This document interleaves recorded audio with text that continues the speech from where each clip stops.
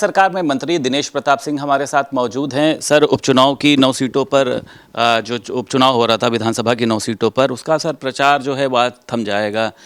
CM योगी भी मैदान में उतरे, भूपेंद्र चौधरी भी उतरे, आप लोग भी गए हैं, तो क्या रियलिटी क्या देखते हैं सर इस बार?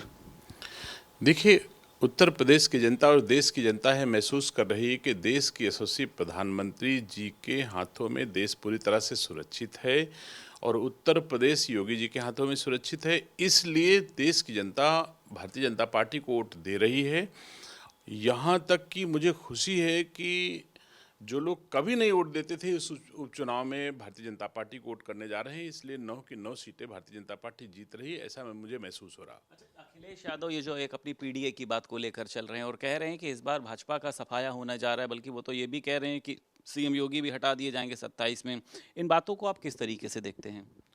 देखिए, ये अखिलेश यादव जी और बहुत लोगों ने इस तरह की चर्चाएं की हैं। इनका कोई अस्तित्व तो नहीं है, इसका कोई मतलब नहीं है और मैं इतनी बड़ी बात पर कोई चर्चा करना भी नहीं चाहता हूं। लेकिन विषय ये बात जरूर है कि अखिलेश यादव जी जो पीडीए की बात करते हैं वो अंग्रेजों की डिवाइड एंड रूल की पॉलिटिक्स हो, चाहे मुगलों की पॉलिटिक्स हो, उससे मेल खाती हुई पॉलिटिक्स है जो उनकी वो कर रहे हैं।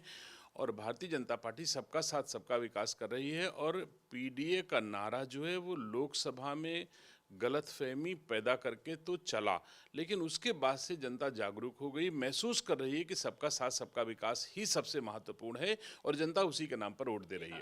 सर, इस उपचुनाव में सर विपक्ष का गठबंधन क्यों नहीं साथ में दिखाई दिया? राहुल गांधी रायबरेली पहुंचे, लेकिन आपने देखा कहीं पर अखिलेश यादव के साथ कोई संयुक्त जनसभा नहीं हुई, ना प्रियंका गांधी रहीं, ना अरविंद केजरीवाल रहे। तो आपको लगता है कि गठबंधन में फूट है? हम आप सब भली भांति जाते हैं कि यह गठबंधन स्वार्थ का गठबंधन है। नीतियों में कोई मेल नहीं होता है आपस में। मौका परस्त लोग इकट्ठा हो जाते हैं अपने फायदे के लिए।